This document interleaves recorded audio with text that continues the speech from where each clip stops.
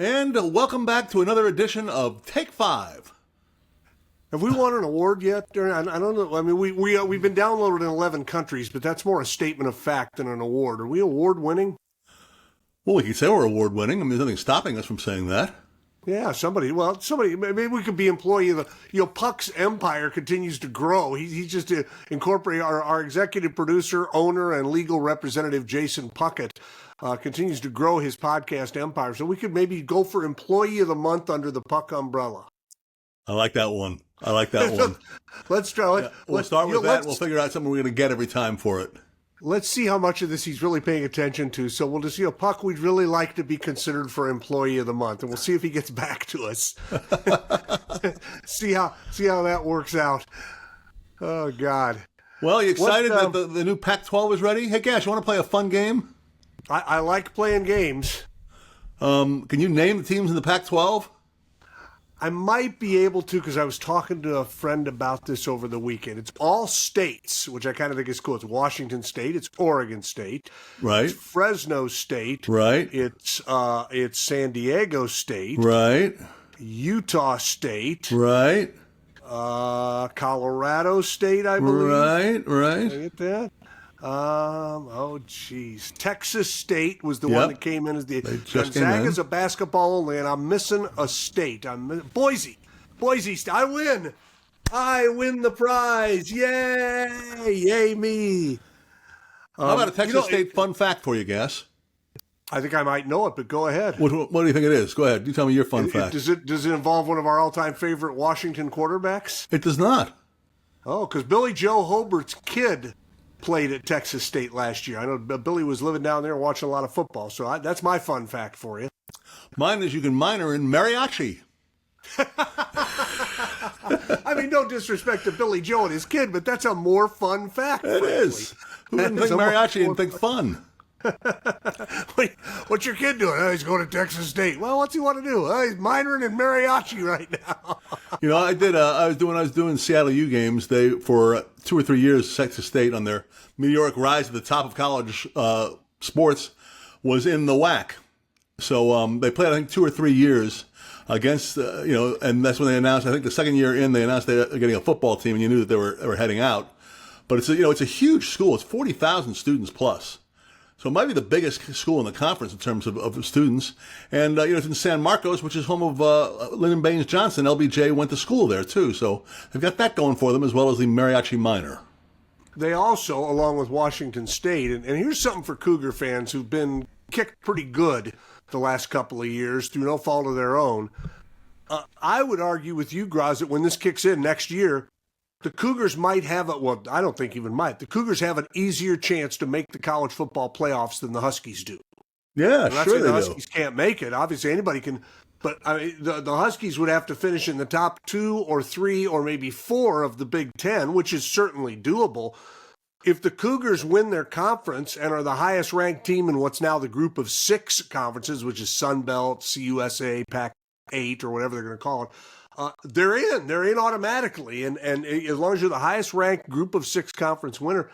So this is actually, look, I'm not going to say it wouldn't be better if the apple cart hadn't been completely overturned. Right. But this is not I for the life of me, I cannot figure out. I know there's a lot of financial stuff involved. I know there's legalities involved, but why UNLV is not clamoring to be a part of this is beyond me. That they've decided to stay with the Mountain West, which is just not going to be as strong with these schools. And Air Force too, although Air Force, obviously, athletics is always going to take a back seat to what they think they're trying to do there, which is, educate people to help defend the country. Yeah, fly planes.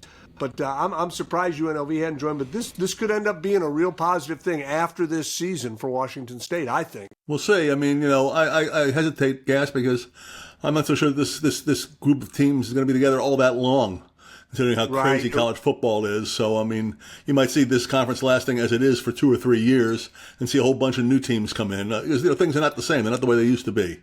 And they're never going to be the way they used to be. I think it'll last 4 because the next big TV deal is 2030. So I think it'll be fun, but it might be 3. And like you said, what do deals mean anymore in this business? Nothing. There's nobody governing college football, so it doesn't mean a thing. But at least it gives the Cougars a home and some stability, and it's I find myself, we should call Mike Silver and get him back on. And again, it's a financial decision these schools are making, but Cal and Stanford should have stayed with these guys. Cal and Stanford will be in a better position to compete for stuff if they were in this new West Coast league, whatever it's going to be. And I think they're to, I kind of get why some of the Pac-12 teams did what they did. I mean, the money was just obscene, but it's still, the travel is horrible and what you've done to your fan engagement is bad. But I do not, going to the Big Ten is one thing. Going to the ACC, which feels like it may dissolve anyway, it's all crazy. It is. I still like the games, but trying to make sense of what the history is and kind of the gleeful way that TV and the SEC and Big Ten conspired to destroy West Coast football is it leaves you with a bad taste. It does, and it's going to be hard to get a feel for the Pac-12 as it is. Figure out who the rivalries really are. I mean, Washington State and Oregon State maybe have one, but they got a special relationship now because they kept it together. They kept the thing going. So, we'll see. We'll see. But, they've done a pretty good job of screwing up college football. It's just the fact the games are so entertaining that they tend to be able to overcome the terrible, terrible way they're run. Yeah, absolutely. And they, the big thing for the Cougs moving forward and for every team in this league is going to be player retention, because it's going to be hard, because when you have a great player, the other teams are going to come poaching. And who did I see? Somebody, I think was it Michigan that sued Miami for they said they went after a player that we had.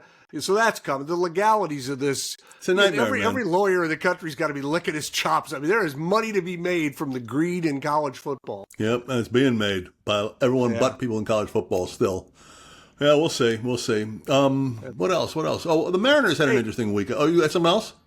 No, the Mariners is fine. I was going to go there. The Mariners are heading into a crucial 20-day stretch, in my opinion, Groz, in terms of trying to stay in there and because they're halfway through like a 15 games in 15 days stretch where they apparently want to play extra innings every single day. Yeah, and who plays 3 extra inning games anymore? 3 more innings. I mean, they've done it twice in the last 3 games.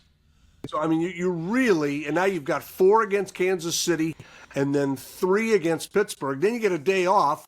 You go to New York and to Detroit. Maybe the 2 best teams in the American League. So are now, yeah. Then you get the All-Star break. You come home with Houston. So the next few weeks, I'm not saying it's make or break, but we'll certainly, we'll get a lot better feel. And they've got to somehow keep the pitching staff stitched together. I think we all kind of over worry about that. It's July by now, and guys are stretched out. They can go a little further than what they were going. But it feels like they're a little overworked right now with as many days as they've had without a day off and with as many extra inning games as they've had. Well, that's the thing. What do you think about where they're at? I think the extra inning games is really a weird thing. And they put a guy on second base to avoid this thing from happening. And so you've no doubt you've ground down your bullpen. At the same time, like you pointed out, they're playing all these games in a row. It's an exceedingly difficult circumstance for them to be in, but I do think that because, Logan Gilbert, who struggled in his last start, and, George Kirby don't have the mileage on their arms yet that Castillo has and Brian Wu has, that they can go a little bit further. So I think I'm not that concerned about that. I'm a little more concerned about and I'm surprised it took so long, what Texas did over the weekend, which was decide, if we don't let Cal Raleigh hit a home run, we can probably beat these guys. And he's got 10 intentional walks this year. He had 5 in his career up until this point. And he's got 10 and a half a season this year. The team's going to walk him intentionally for sure. Now, Mitch Garver showed a couple of interesting signs over the weekend. Julio is obviously the guy you need to be Julio, and he's hitting a lot of singles. He's got a lot of hits, but he's not hitting with any power. But that's a good sign in my book that he's hitting a little bit. But, Polanco is back to what he was. Dylan Moore, my God, I saw the numbers on him, how bad his numbers have gotten. It's just unbelievable. And, he was an important guy for them to play because he's a good guy to have on the field, good energy guy, et cetera, et cetera. But, if you can't hit, you can't hit at all. You're striking out all the time. It's just not there for you. So I think, this dovetails with what they got to do over the next couple of weeks as well, which is add some meat to this team. I mean, we've talked about, you and I, and everyone is talking about it now, how good Mr. Suarez would look on this team. Right. Come on back from Arizona. I mean, everyone would love to see that. We'll see if it happens or not. I mean, I don't know. I mean, I don't know if this is something that they'd want to do or try to do or not. He seems to me he'd be a great guy to get back. But I also said to you, Gas, before this crazy streak happened, that I really thought the Mariners needed to think about arms in the bullpen, and now it turns out they really do because of what's happened in the past couple of games. So those are a little more plentiful. Don't be surprised if the next time we talk, they've made a move and picked up at least a pitcher. I would think so, because again, you know, this is it's beyond showing your fans you care. This is like, look, if you're serious, you're going to have to do this. And I can hear people saying, they're not serious. When are you guys going to wake up? Right. You know, they usually do make moves in July. They haven't been always great, but they've done, you know, this is a team that went out and got Castillo a couple of years ago, kind of shocked everybody, went out and got, you know, maybe the best guy available. And signed him at the time. And signed him, and he's done well for him. You know, you're back to Moore. The thing about Moore, that, you know, again, what a goofy sport this is that we love so much. I mean, he was decent the first 8 weeks of the season, and he's mini Macklemore in that he can play a lot of positions, so he can give a lot of guys a day off, and he's not hurting you because he's you know, slap hitting and getting a hit here and there. Well, now all of a sudden it's you're right. I mean, you know, you do get to a point where you can't keep doing this. You know, it's kind of like with Rowdy, who I loved. Rowdy Tellis. He's my favorite kind of player, big slugging guy. But at some point you go, look, we cannot keep doing this, especially once Rayleigh got healthy. You just can't justify keeping a guy who's not hitting, and Moore is getting into that zone. But yeah, I'm with you, a pitcher, and also I would love to see him. I mean, boy, if we saw anything over the weekend, it was they need one more bat. They need one more guy who can put a little bit of fear in the other lineup. Because the Rangers, they were fun. It was a great series, I thought. You know, if you can get past the fact that, you know, I'm sitting here fretting about them using their pitching up so much, but it was really a fun series to watch. They're good. I mean, the Rangers are going to be a factor in this race the rest of the way. Houston's obviously, you know, clearly has redone their team. I mean, they're back to where they're used to being, and the Angels are actually playing pretty well too. So I think it's going to be a furious race in the West. I think legitimately you got 3 or 4 teams that could potentially be within 4 or 5 games of each other when you get to the September, which would be something special. I want to give you credit where credit is due. You've been beating the Rangers' drum since almost day one. You would say they're going to get it fixed. They're going to get it, and maybe they will, maybe they won't. But you've been, and again, they did. They looked tough over the weekend. And the Mariners hung right in there. It took 2 out of 3. I mean, we're almost acting like they got swept. The Mariners took 2 of 3, slowed the Ranger Express down a bit. But this, like I said, this week with 7 more games before you even get a day off, they may just have to make a move this week just to get an extra arm up. Oh, they probably will do that for sure. Point. Yeah, but I think looking to add was something they should start doing now. No reason not to. Hey, I want to ask you a question that's absolutely personal to my needs in nature, but you and I were texting about this, and you said we should talk about it on the show. I've got, and everybody's fascinated by my fantasy baseball team. Who wouldn't be? I've got Shohei Ohtani as a batter. I don't have him as a pitcher. I got him as a batter on my team, and he's been terrific. Except I can't figure why the Dodgers are hitting him in leadoff. He's 29 home runs. He's got 54 runs batted in. Now, to give you an idea, Cal has 32 home runs and I think 69 runs batted in by hitting a little deeper in the lineup. Ohtani is up constantly with nobody in front of him. Why are they doing this, Uncle Groz? Well, they started doing it because last year, actually, and they played like 700 ball when he started batting first, so they just kept it going. So don't throw facts at me. No, I did see the story investigated by a Dodger beat guy 2 weeks ago. And, you know, he looked at a variety of different lineups, and it turned out that in every way you sliced it, the best lineup for the Dodgers has Freddie Freeman batting first, believe it or not, and Ohtani batting second. And every single, machination you can do it, Mookie Betts here, there, and everywhere. And I think so. I think you're down to a couple of things that you can say is maybe Ohtani likes this. And if he does, it's staying. It's fine. He stole 50 bases last year.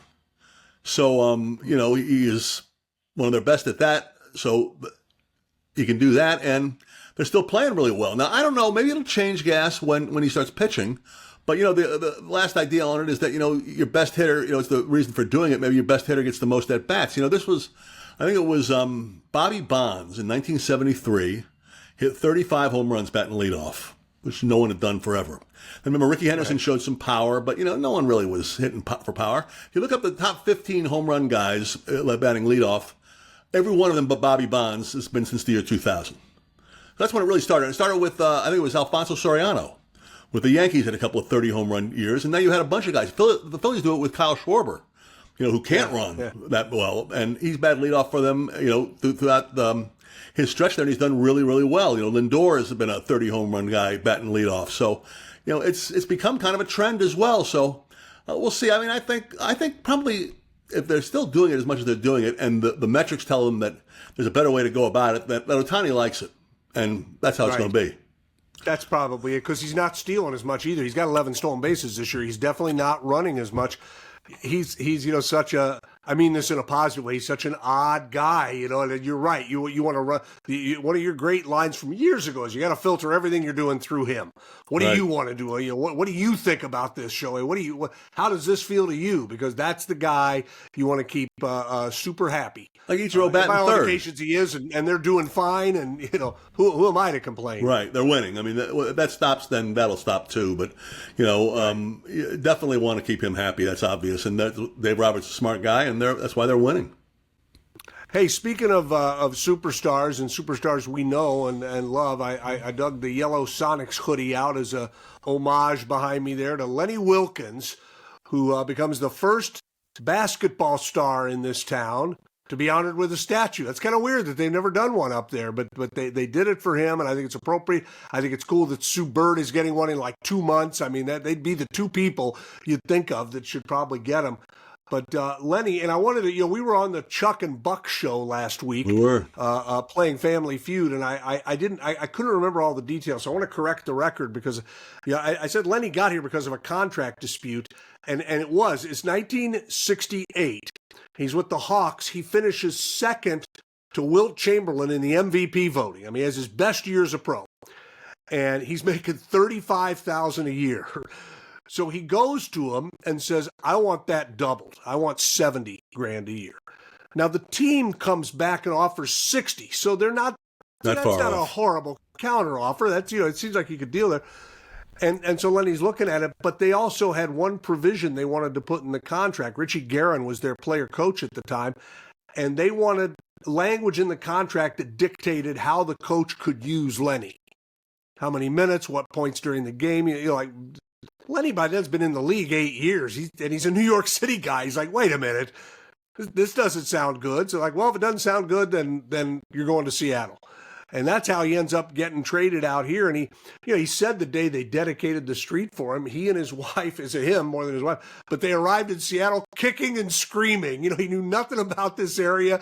He's an East Coast guy. He's played in St. Louis and Atlanta. He did not want to come here. And like so many before him, he got here and just fell in love with the place. And I was looking up some notes I had on him because he was involved in another kind of odd trade situation later. So you're right. He comes in and he becomes a player coach, which they had a lot of player coaches in those days. And Lenny has 3 years as a player coach. At the end of 1972, the Sonics, for the first time in their history, are going to make the playoffs, except they go 1-8 down the stretch. So he meets with Sam Schulman and Schulman's GM at the time, who was Bob Hobregs. The old Husky is the GM. And they're talking, and they said, look, Lenny, we think we need a coach.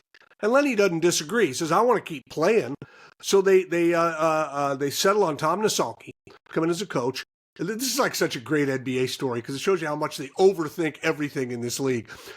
So Lenny, you're going to be a player. Nasalki's going to be the coach. Everybody agrees this is going to be great. Well, then Hubreg and Schulman spend all summer talking about this, going, there's no way Lenny is going to listen to Tom Nasalki and he's going to get the other players turned against him. And so they trade him. That's why they traded him. That's why they traded him, because they talked themselves into, rather than giving, I don't know, I would think it might have worked. I could see the concern, certainly. You could see where there might have been some concern. But that's how he ends up out of here. And that leads to another great story that I'm pretty sure the statute of limitations has expired because he's actually told it on himself. But Kenny Mayne, the ESPN anchor, the Seattle native, told me once that he was so pissed off. He was like 13 at the time, that the Sonics had traded Lenny. And he went to the top of the Space Needle and threw his Sonics t-shirt off the Space Needle, which, kids, you're not supposed to do that. I don't think you can even do it now. No. You're like, down, he threw it. Unbelievable. So good for Lenny getting recognized. And, it's funny. You talk about the Mount Rushmores in this city. I don't know, man. This guy's pretty remarkable career, both on and off the floor and as a coach and as a player. I heard Jamal Crawford tell me once that when they were in New York, Crawford's playing, Lenny's coaching the Knicks. He says they happened to live in the same apartment building. He says Lenny was always talking to all the people who lived in the apartment. And I said, what, about basketball? And he goes, no, he's talking about, like, how come the hot water isn't hotter? Or when are they going to get the security door fixed? He was just a guy, just an average guy right. talking to people about average stuff that you worry about in a big building. Terrific guy and a great honor for him. Definitely, and definitely deserved, and very good choices. Sue Bird is also an excellent choice, for that. Yeah. I think so they can recognize the Sue Bird statue. They ought to put a little broken nose bandage on her nose on the statue. That way you know for sure it was her. Because she's like her greatest games were after some, as I said, about Bird's beak got hit more often than ever. But she was something. And, similar to Lenny, she's hanging around. She's doing stuff in the community. She's another one who comes from New York. And I think if you gave Sue Bird truth serum, she'd have told you, I'm not going to be in Seattle for my whole career. I'll be there for a few years, and then I'm going to get back. Well, if you gave me truth serum, I'd have said the same thing. Yeah, right. I'm just here I'm here at the corner of the earth, but I'm not staying here. Yeah. And then it turns out here we are. And then speaking of the NBA, what do you think?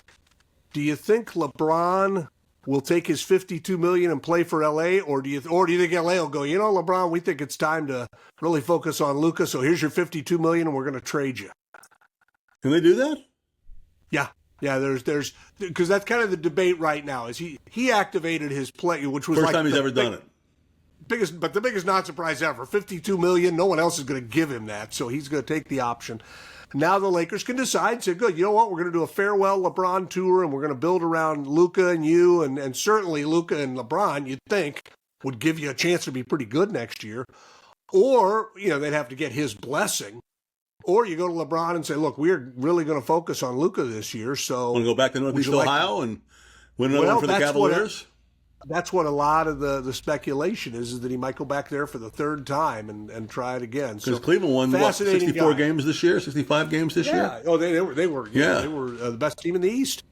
Yeah. Interesting. I originally thought he would stay in L.A. for sure, but I didn't think they had the ability to trade him. The way he's done so many contracts over the years, he's always had a real controlling spot in them. And you're right, this is the first time he's done it where he's done it that way. And, I think I'd be another one where they'd ask him, I would think.